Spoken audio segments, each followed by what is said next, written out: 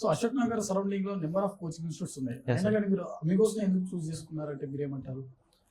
ఆమె కోసం ఎందుకు నాకు సుదర్శన్ రెడ్డి సార్ ఉన్నారండి, మా ఊరు నుంచి డిఎస్పీ అయ్యాడు.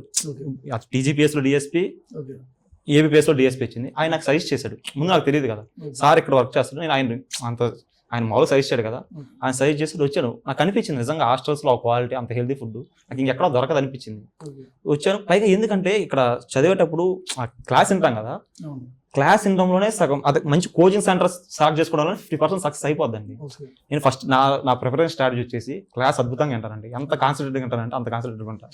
క్లాస్లో 70% గ్రాస్ప్ చేసేస్తా, నోట్స్ చదువుకుంటా, ఒక స్టాండర్డ్ బుక్ ఆ రోజు రివైజ్ చేసేసుకుంటా. ఇంకా అదే ఎక్కువ సార్లు రివైజ్ చేసుకోవడం, టెస్ట్ సిరీస్ రాయడం.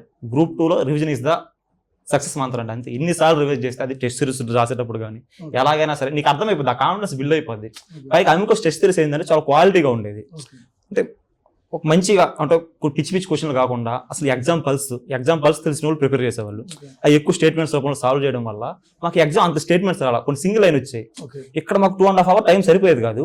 అక్కడ నాకు గంటన్నర ఎగ్జామ్ అయిపోయింది. ఎందుకంటే ఇక్కడ ఒక్కొక్క క్వశ్చన్ లో 4 స్టేట్మెంట్స్ అంటే దాదాపు 600 క్వశ్చన్ లాగా ఇక్కడ ప్రాక్టీస్ చేసినట్టు, కానీ అక్కడ మాకు 300 క్వశ్చన్ లాగా అనిపించాయి.